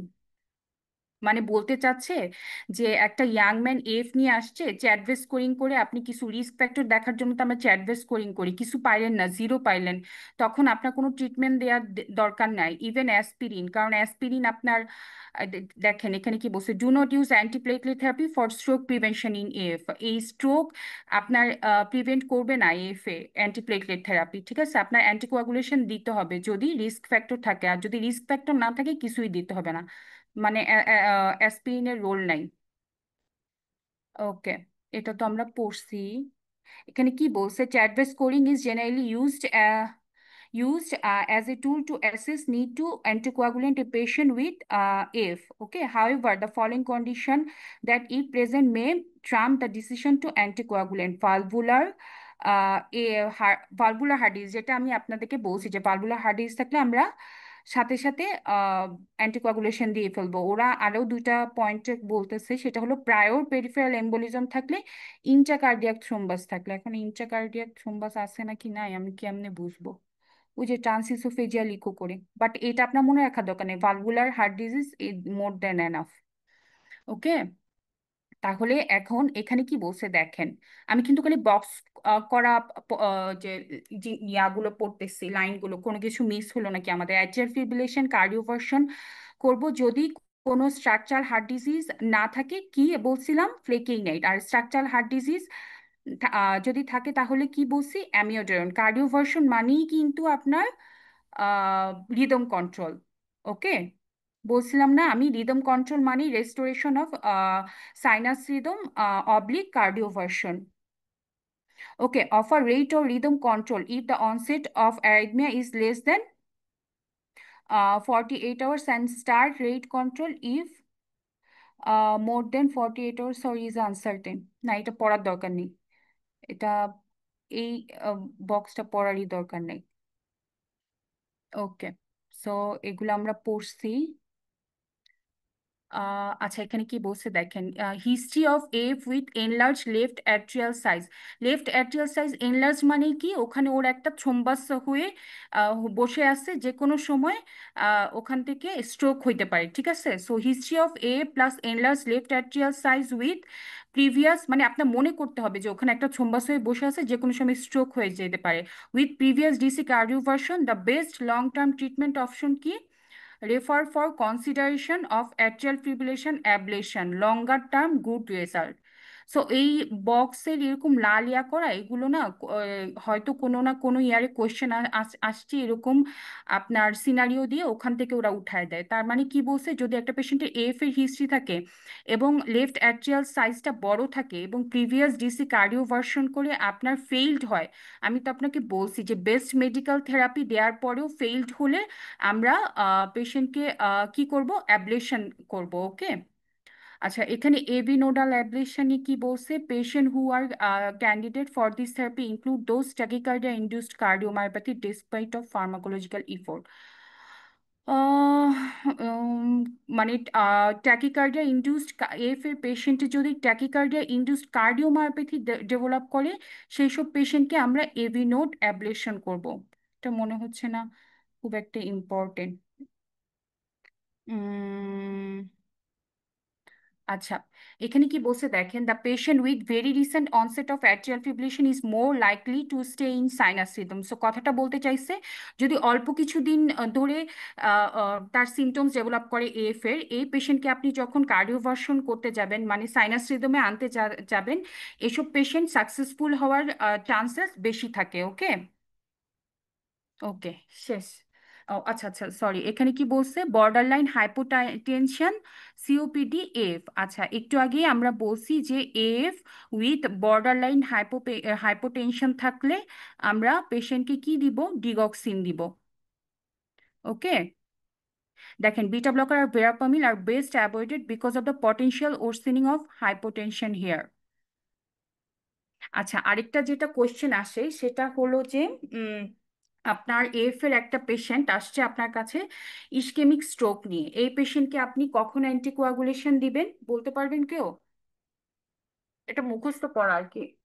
যদি পেশেন্ট আপনার ইসকেমিক হার্ট ডিজিজ থাকে তখন, সরি, ইসকেমিক স্ট্রোক নিয়ে আসে আপনার কাছে, এফ এর পেশেন্ট আসছে আপনার কাছে এখন ইসকেমিক স্ট্রোক নিয়ে, আপনি 2 সপ্তাহ পরে অ্যান্টিকোয়াগুলেশন দিবেন, সাথে সাথে অ্যান্টিকোয়াগুলেশন দিবেন কেন, দিবেন না কেন, কারণ হেমোরেজিক ট্রান্সফরমেশন হইতে পারে। আর এফ এর পেশেন্ট যদি আপনার কাছে টিআইএ নিয়ে আসে, কি নিয়ে আসে, টিআইএ নিয়ে আসে, সেক্ষেত্রে আপনার কাজ হলো অ্যান্টিকোয়াগুলেশন সাথে সাথে দিয়ে দেয়া। ওকে, এখন আমরা পাস্ট পেপারের এফ রিলেটেড কোয়েশ্চেন আর আম, ইয়ার পাস্ট পেপার আর কি বললাম, হ্যাঁ পাস্ট টেস্টে এফ রিলেটেড কোয়েশ্চেন সলভ করবো। আপনারা কি সলভ করতে চান? আমি আপনাদের জন্য আলাদা করে কোয়েশ্চেনগুলো নিয়ে আসছি, করলে আপনারা হলো যে বুঝতে পারবেন কোয়েশ্চেনের লাইনগুলো। আপনারা কথা না বললে কিন্তু হবে না, এটা আপনাদেরকেই সলভ করতে হবে। ও সরি, উপরের জিনিসটা কি করলে যাবে, উপরের এই বারটা, আপনি কি আপনার কি কোয়েশ্চেনটা দেখতে পাচ্ছেন?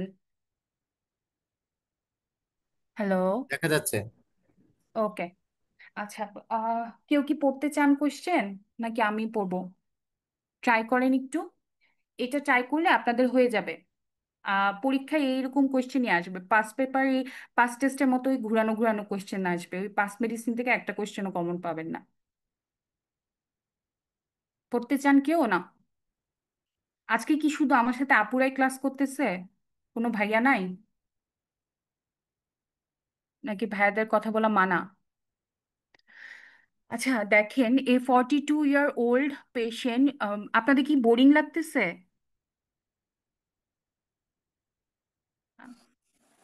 না আপু, প্লিজ ক্যারি অন। আচ্ছা ওকে, থ্যাংক ইউ, যাক একজন আমার ওকে থ্যাংক ইউ, অ্যাপ্রিসিয়েশন পাইলে ভাল লাগে। ওকে, 42-year-old patient who has a history of paroxysmal AF has been treated with warfarin. আচ্ছা, AF has now resolved after successful DC cardioversion. Clinical result দেখাচ্ছে কি যে সব মোটামুটি নর্মাল, ইকো করে আপনি নর্মাল সাইজ লেফট অ্যাট্রিয়াম পাইলেন, কোনো সিগনিফিকেন্ট ভালভুলার ডিজিজ পাইলেন না। ঠিক আছে, তাহলে for how long should be warfarin be continued your, আচ্ছা for how long, 4 weeks, 6 months, 1 year, 3 years, stop with immediate effect. আচ্ছা, এখানে কি বলছে দেখেন, এখানে বলছে যে পেশেন্টটা আগে ওয়ারফেরিন পাইছে, তারপর পেশেন্টের ইলেকট্রিক্যাল কার্ডিওভার্সন হইছে। তার মানে কোন লাইনে ওরা কথাটা বলছে আপনারা কি ধরতে পারছেন? মানে কি আমরা আগে থ্রোম্বাস ছিল আপু? জি জি। বলছি যে আগে কি মানে তার থ্রোম্বাস বা এরকম কোনো কিছু ছিল যে কারণে না, তার ওই আর যে কি? আমরা যে বললাম যে 48 আওয়ার্সের বেশি হলে আমরা আগে আচ্ছা আচ্ছা। অ্যান্টিকোয়াগুলেশন দিয়ে নিব, তারপর ইলেকট্রিক্যাল ডিসি কার্ডিওভার্সন করব, তারপরে আমরা কি করব, তারপর তো পোস্ট কার্ডিওভার্সন অ্যান্টিকোয়াগুলেশন আমরা কতদিন দিব? কিন্তু 4 উইক দিব। এটা তো জি। paroxysmal ইয়ার বলছে, অ্যাট্রিয়াল ফিব্রিলেশন। হ্যাঁ হ্যাঁ, যে কোনো অ্যাট্রিয়াল ফিব্রিলেশনই আমরা তো আলাদা, আমরা তো এই সব অ্যাট্রিয়াল ফিব্রিলেশনের ইয়াই পড়লাম, আপনার ম্যানেজমেন্টই পড়লাম। কিন্তু paroxysmal তো আপনার এটা না ইয়া ছিল যে ট্রিটমেন্ট দরকার না, এটা সেলফ লিমিটিং। না না, আমি বলি নাই ট্রিটমেন্ট দরকার নেই, আমি বলছি যে সেলফ টার্মিনেটিং। সে এখন প্যারোক্সিসমাল এফ যদি মনে করেন যে 7 দিন ধরে, বলছি যে ইউজুয়ালি নট মোর দেন 7 দিন। এখন আপনার এই পেশেন্ট মনে করেন 3-4 দিন ধরে এফ হচ্ছে, তা আপনি কি ট্রিটমেন্ট না দিয়ে বসে থাকবেন? আপনার তো যে কোনো এফ এ পেশেন্টকে সাথে সাথে ট্রিটমেন্ট দিতে হবে, নাহলে পেশেন্টের যে কোনো সময় স্ট্রোক হয়ে যাবে। আমরা তো এটা সেলফ নিজে নিজে বন্ধ হওয়ার জন্য ওয়েট করব না। আমার কথাটা কি মনে করেন যে এই পেশেন্টের এফ পারক্সিসমাল এফ হলে হঠাৎ করে পেশেন্ট এত খারাপ অবস্থা, হার্ট ফেলিউর ডেভেলপ করে গেল, পেশেন্টটা হেমোডাইনামিক্যালি আনস্টেবল হয়ে গেল, সেলফ টার্মিনেটিং। কিন্তু এফটা যে আপনার হইলো, ওখান থেকে পেশেন্টের কন্ডিশন খারাপ হয়ে গেল, আপনি কি ট্রিটমেন্ট দিবেন না? আপনি আচ্ছা, অবশ্যই এফ এর ট্রিটমেন্ট দিবেন, ঠিক আছে? ইউজুয়ালি সেলফ টার্মিনেটিং, কিন্তু আমি তো সেলফ টার্মিনেশনের জন্য ওয়েট করব না, আমি এফ এর পেশেন্ট আসলে আমাকে ট্রিটমেন্ট দিতে হবে। কি বলছে কথাটা বুঝছেন? জি আপু। আচ্ছা, এখানে কি বলছে যে ওয়ারফারিন দিব, তারপরে হলো successful DC cardio electrical cardioversion করছে, তারপর আমরা পোস্ট কার্ডিওভার্সন অ্যান্টিকোয়াগুলেশন কতদিন দিব বলেন? 4 উইক দিব। 4 to 6 গুড, ভেরি দেখেন এখানে 4 উইকস বলছে। ঠিক আছে, আমি এক্সপ্লেনেশনে যাব না কারণ বেশি সময় নাই। আচ্ছা, এখানে কি বলছে, এখানে এটা মুখস্থ করার জিনিস, এই জন্য আমি এটা তুলে রাখছি যে which of the following factor is patient history would cause a decrease in the intensity of his S murmur. So যে পেশেন্টের অ্যাওরটিক স্টেনোসিস আছে তার মারমার কমে যাবে যদি পেশেন্টের অ্যাসোসিয়েটেড অ্যাট্রিয়াল ফিব্রিলেশন থাকে। ঠিক আছে, এই কথাটা লিখে রাখেন যখনই আপনারা পাস্ট টেস্ট অথবা পাস্ট পেপার সলভ করবেন।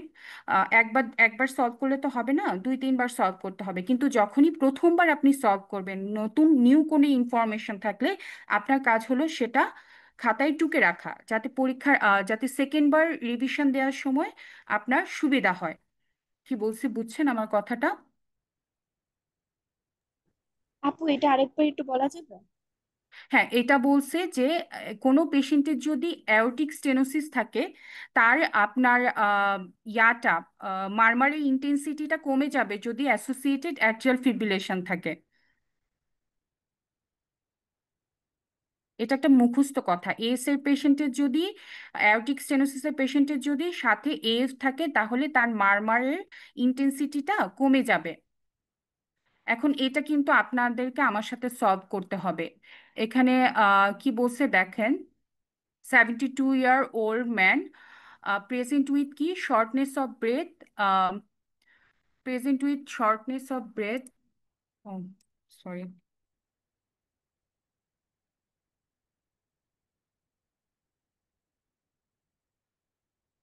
present with shortness of breath and decreased exercise tolerance over past 3 to 4 weeks. He has a history of ischemic heart disease, including previous inferior MI. Takes a number of medication, including aspirin, atorvastatin, amlodipine, lisinopril, furosemide. You may have been in A for some time.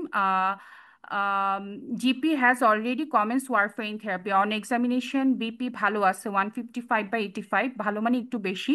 Pulse 105, patient heart ফেলোরে নাই। আর আপনি ECG করে F পাইলেন, আর chest এক্সরেতে কার্ডিওমেগালি পাইলেন, prominent pulmonary ভাস্কুলেচার পাইলেন। আচ্ছা, তাহলে এই পেশেন্টের যে অ্যাডভার্স, প্রথমে আমি কি বলছিলাম যে অ্যাডভার্স প্রগনোস্টিক সাইনগুলো, সরি অ্যাডভার্স সাইনগুলো দেখতে, এই পেশেন্টে কি কোনো অ্যাডভার্স সাইন আছে? পেশেন্টের প্রেশার ভালো আছে, পেশেন্টের সিনকোপ নাই, পেশেন্টের হার্ট রেট 200-র বেশি না, লস অফ কনসিয়াসনেস নাই, এফ এর কারণে পেশেন্টের হার্ট ফেলোর ডেভেলপ করে নাই, নট ইন হার্ট ফেলোর। তাহলে দ্বিতীয় পয়েন্টটা কি? আমি দ্বিতীয় পয়েন্টে চলে যাব। দ্বিতীয় পয়েন্টে কি ছিল একজন বলেন তো? Red versus rhythm. হ্যাঁ, এখন দেখেন, সরি, এখন হলো যে রেট কন্ট্রোল। রেট কন্ট্রোল আমরা কি বলছি? যখন পেশেন্টের আপনার 65-এর বেশি থাকবে বয়স, আর পেশেন্ট হলো ইসকেমিক হার্ট ডিজিজ ইসকেমিক থাকবে, হার্ট তখন ডিজিজ। এই পেশেন্টের কি সেটা আছে? পেশেন্টের এইজ কত? আছে প্রিভিয়াস ইনফিউর আছে মাইগ্রেন। আছে। এক্স্যাক্টলি। তাহলে এই পেশেন্টে আমি কি করব? রেট কন্ট্রোল করব, ঠিক আছে? সো রেট কন্ট্রোলের ফার্স্ট লাইনে আমি আপনাদেরকে কি বলছিলাম? Beta block, bisoprolol. Beta block, beta blocker. So এখানে বিটা ব্লকার কোনটা আছে? বিসোপ্রোলোল। এক্স্যাক্টলি। সো অ্যান্সার কি?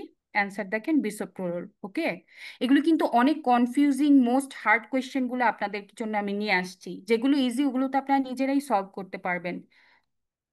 কি বলছি বুঝতে পারছেন আপনি? কিভাবে আমরা আগাবো এটা বুঝতে পারছেন? জি এই যে আপু। এটা আমি একটু আগেই পড়াইছি আপনাদের। Which of the following is the commonest site for radio frequency ablation?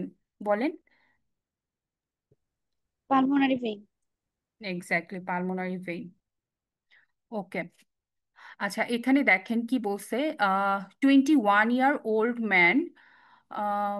আমার উপরের বারটা নিয়ে সমস্যা হচ্ছে। রাফি, আছো তুমি? হ্যাঁ আপু বলেন। এই যে এই ইউআর স্ক্রিন শেয়ারিং, এটা আমি কেমনে সরাবো? সমস্যা নেই আপু, করতে থাকেন এটা। আচ্ছা আচ্ছা, ওকে। সরি, আচ্ছা 21-year-old ম্যান। কি হয়েছে? 21 বছরের ওল্ড ম্যান ডান্সিং, মানে হয়তো ক্লাবে ড্যান্স করছে। She is known to have history of WPW syndrome and is awaiting EPS with a view to ablation in the next few weeks. He has 2 more previous episodes of palpitation over the past year. BP কত দেখেন? BP কত দেখেন? 85-60, pulse হলো 170, and he has bilateral basal crackles consistent with heart failure. So ECG-তে first atrial fibrillation আছে। Which of the following is the most appropriate intervention? So আমার প্রথম পয়েন্টটা কি ছিল? আমি যে অ্যাডভার্স সাইন সি, ডিসি এই পেশেন্ট কার্ডিওভার্সন কি কোনো করব। অ্যাডভার্স সাইন আছে? দেখেন জি। কোনটা কোনটা বলেন তো। ব্লাড প্রেশার, তারপর হার্ট ফেলিওর, এক্স্যাক্টলি 90। হ্যাঁ, গুড গুড। তাহলে আমি কি করব? পেশেন্টকে যখনই অ্যাডভার্স সাইন ডিসি পাবো কার্ডিওভার্সন। তখনই সাথে সাথে ডিসি কার্ডিওভার্সন করে দিব। দেখেন অ্যান্সার ডিসি কার্ডিওভার্সন। ওকে, আচ্ছা। 70 sorry, 70-year-old man revert to AF after several attempts at cardioversion mm, but remain asymptomatic despite rate control with digoxin and metoprolol. He developed pulmonary fibrosis with amiodarone. Which of the following will be the next step in the management of in this patient? আচ্ছা, পেশেন্টটি কি বলেই দিছে যে several attempts নিছে, patient digoxin পাইছে, মেটোপ্রোলোল পাইছে, best ড্রাগগুলো পেয়ে গেছে, ইভেন অ্যামিওডেরন পাওয়ার পরেও পেশেন্টের পালমোনারি ফাইব্রোসিস ডেভেলপ করছে। মানে আমরা একেবারে দেয়ালের সাথে আমাদের গা থেকে গেছে, সবকিছু দিয়ে ফেলছি আমরা। তাহলে which of the following next step একজন বলেন? সেভারাল অ্যাটেম্পট, তার মেডিকেল ট্রিটমেন্ট ফেল হয়েছে, তাহলে আমি নেক্সট টা কি করব? অ্যাবলেশন করব। Exactly, C number, radio frequency pulmonary vein isolation with ablation. ঠিক আছে, সাদিয়াপুর এটা আর পড়তে হবে না পরীক্ষার আগে, এখানে ওনার পড়া শেষ হয়ে গেছে। বাকিদের কিন্তু পরীক্ষার আগে বারবার পড়তে হবে। এই টপিকটা আপনি এখন পড়লেন, আজকে বুঝলেন, আবার মনে হবে যে হ্যাঁ এটা তো ইজি আছে, কিন্তু আবার কিন্তু ভুলে যাবেন জিনিসটা। বারবার পড়ে একটু আয়ত্ত করতে হবে। এটা কিন্তু বেশ অনেক কমপ্লিকেটেড একটা পড়া, এবং এটা আপনার সারা জীবনের জন্য লাগবে। যেই পরীক্ষা আপনি দিবেন ওই পরীক্ষাতেই এটা লাগবে। আচ্ছা আমি একটু তাড়াতাড়ি যাই, ওকে। 70-year-old man is admitted with chest pain and breathlessness of 12 hours duration. She has a past history of hypertension controlled with Ramiptil and brittle asthma, for which he has previously been admitted to ICU.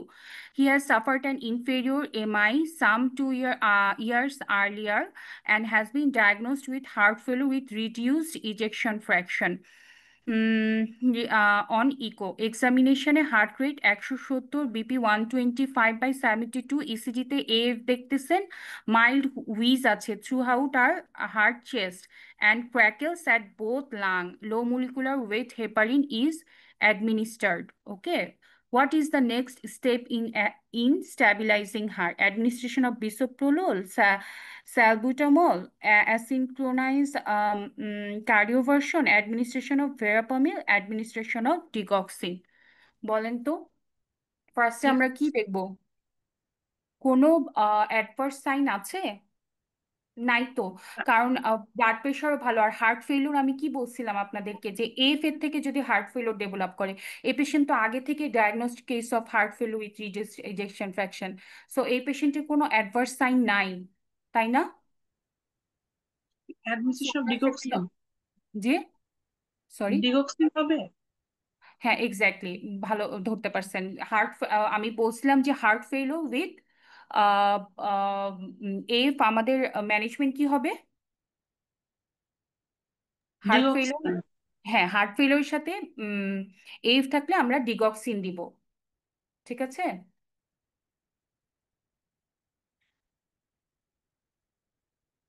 Administration of digoxin.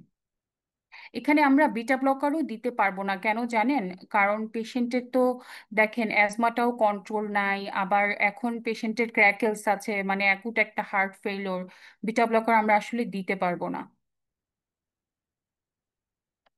আমাদের তো এই পেশেন্টের ক্ষেত্রে rate কন্ট্রোলটাই main, কারণ দেখেন পেশেন্টের কিন্তু বয়স বেশি, 65-এর বেশি। খেয়াল করছেন, পেশেন্ট কিন্তু ইনফেরিয়র MI2 2 বছর আগে হয়েছে, তার মানে পেশেন্ট ইসকেমিক হার্ট ডিজিজ। এই পেশেন্টের ক্ষেত্রে আমার স্ট্র্যাটেজি হলো রেট কন্ট্রোল, রিদম কন্ট্রোল না। এবং রেট কন্ট্রোলে আমরা বিটা ব্লকার দিতে পারছি না, আমরা কি দিব? ডিগক্সিন দিব। ভেরাপামিল তো দিতেই পারবো না, রিডিউসড ইজেকশন ফ্র্যাকশন কম থাকলে ভেরাপামিল দিলে কি হবে বলেন? পেশেন্ট আরও খারাপ হয়ে যাবে। কন্ট্রা ইন্ডিকেটেড রিডিউস ইজেকশন ফ্র্যাকশনে ক্যালসিয়াম চ্যানেল ব্লকার ইউজ করা। আচ্ছা, which drug option should be most beneficial for this patient? 75-year-old man, stable congestive cardiac failure, present with AF, hemodynamically stable. Rafi, আমি কি কন্টিনিউ করব? তো বেশি টাইম হয়ে যাচ্ছে। আপু এটা শেষ করে তারপরে আচ্ছা ক্লোজ করে দিন। ঠিক আছে, আচ্ছা, হ্যাঁ। আচ্ছা আচ্ছা ঠিক আছে, ওকে। 75-year-old man with stable congestive cardiac failure, presents with AF. He is hemodynamically stable with a ventricular rate of 72. He has a good functional state. Chest X-ray show clear lung field, and echo revealed dilated left atrium and mild mitral MR. Okay, so এই পেশেন্টের which drug option should be, so এই পেশেন্টের F আপনার control আছে, haemodynamic patient stable, এবং পেশেন্টের left অ্যাট্রিয়ামটা dilated হয়ে আছে, আর এমআর এমআর এমআর আছে। পেশেন্টের ভালভুলার এফ, আবার লেফট অ্যাট্রিয়ামও ডায়ালেটেড। মানে কি কি চিন্তা করতে বলছিলাম? ডায়ালেটেড মানে ওখানে একটা থ্রোম্বাস বসে আসছে, যে কোনো সময় স্ট্রোক হইতে পারে। এই জন্য আমাকে কি করতে হবে পেশেন্টকে? Aspirin, digoxin, stroke. Furosemide, lidocaine, রিভারো। এক্স্যাক্টলি, আমরা হলো স্ট্রোক প্রিভেনশন করব by DOAC, rivaroxaban. Okay, so answer rivaroxaban. ঠিক আছে, ঠিক আছে। আরো অনেক আছে, কোয়েশ্চেন আছে। আমি কোয়েশ্চেনগুলো আপনারা চাইলে গ্রুপে PDF করে দিয়ে দিতে পারি, আপনারা পড়ে নিন। আর কোনো কনফিউশন থাকলে আমাকে জিজ্ঞেস করতে পারেন। ঠিক আছে, আপনারা কি বুঝতে পারছেন? যতটুকু বুঝতে পারছেন আপনারা বারবার কোয়েশ্চেন সলভ করলে আপনি কোয়েশ্চেনের প্যাটার্নটা বুঝতে পারবেন। এফ এর ম্যানেজমেন্ট থেকে কিন্তু একটা কোয়েশ্চেন আসবেই। ঠিক আছে, আর একটা আনঅফিসিয়াল কথা হলো যে ম্যাক্সিমাম ক্ষেত্রে আপনার অ্যান্সার আইদার বিটা ব্লকার মানে বিসোপ্রোল অথবা আপনার ডিগক্সিন, এই দুইটার মধ্যেই থাকে। আর অ্যাডভার্স সাইন থাকলে তো আপনি কার্ডিওভার্সন করে দিতেই পারবেন, ওটা আপনি দেখেই, আমি যেই 5টা পয়েন্ট বলছি এই তিনটার প্রথম তিনটা প্যাটার্নে ফালাইলেই আপনি বুঝতে পারবেন যে কোন ড্রাগটা দিতে হবে। ঠিক আছে, আজকের জন্য এতটুকুই থাকলো। ভালো থাকবেন আপনারা সবাই।